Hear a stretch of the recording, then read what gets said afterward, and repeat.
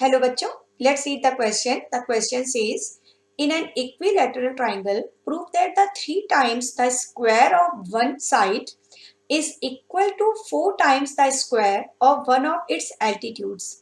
तो यहाँ पर हमें क्या करना है कि कोई एक इक्विलेटरल ट्राइंगल हमें दे रखा है. Equilateral triangle means all the sides equal. Okay, तो ये हमने एक इक्विलेटरल ट्राइंगल ले लिया जिसकी सारी साइड्स इक्वल हैं.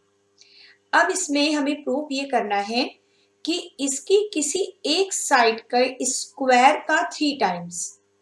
तीनों साइड्स इक्वल होंगी, तो जो तीनों इक्वल साइड्स हैं उन्हें हम ए मान लेते हैं.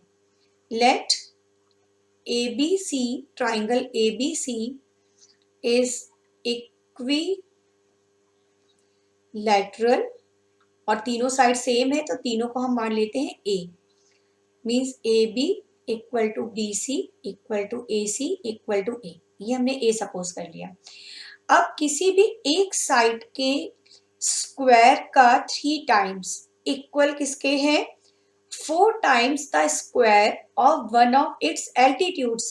ये इक्वल होना चाहिए किसी एक एल्टीट्यूड के स्क्वायर के 4 टाइम्स. तो एल्टीट्यूड मीन्स किसी भी वर्टेक्स से करस्पॉन्डिंग साइड पर डाला गया परपेंडिकुलर. तो हमने ए से ये परपेंडिकुलर डाल लिया, तो ये AD हो गया altitude. Okay, AD is altitude. अब जब ये एल्टीट्यूड हो गया तो पहले हम यहाँ ये नोट कर लेते हैं कि हमें क्या प्रूव करना है. We have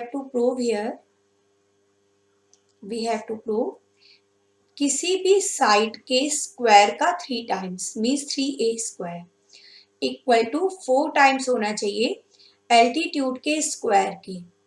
means 4AD square should be equal to 3A square. This thing we want to prove here. Okay, अब इसमें सारी साइड्स A हैं, ये भी A है, BC इज ऑल्सो A.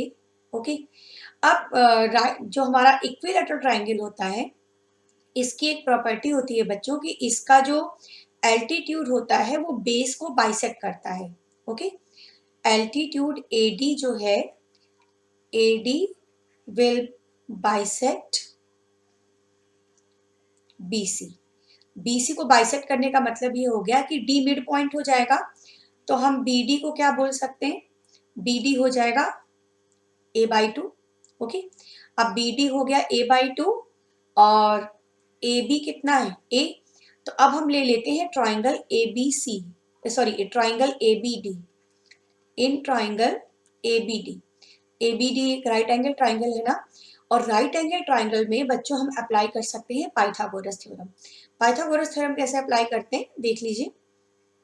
कोई भी राइट ट्राइंगल अगर हमारे पास है, सपोज कोई राइट ट्राइंगल PQR है अगर, जिसका एक एंगल 90 डिग्री है, तो 90 डिग्री के सामने वाली जो साइड होती है वो लॉन्गेस्ट साइड होती है. जैसे यहाँ PR हो गई, तो लॉन्गेस्ट साइड का जो स्क्वायर होता है ये इक्वल होता है रिमेनिंग 2 साइड्स के स्क्वायर के सम के. Means PQ square plus QR square के. ओके, तो इसी तरह से हम ट्राइंगल ABD में पाइथागोरस थ्योरम अप्लाई कर सकते हैं. In triangle ABD by Pythagoras theorem ये क्या हो जाएगा? AB square equal to AD square plus BD square. AB कितना है यहाँ पर? A. ओके, और कौन कौन सी साइड्स थी? AD की जगह पर तो हम AD लिख देंगे और BD को लिख देंगे A/2. तो ये हो गया AD स्क्वायर प्लस A/2 का स्क्वायर. अब इसे थोड़ा सिंप्लीफाई कर लेते हैं, फिर देखते हैं कि जो रिजल्ट हमें चाहिए वो मिल रहा है या नहीं. A स्क्वायर हो जाएगा AD square plus A square upon 4. तो AD स्क्वायर को हम लिख सकते हैं A square minus A square by 4. LCM ले लीजिए. 4A square minus A square means 3A square by 4. ये आ गया AD स्क्वायर. तो 3A स्क्वायर किसके इक्वल हो गया?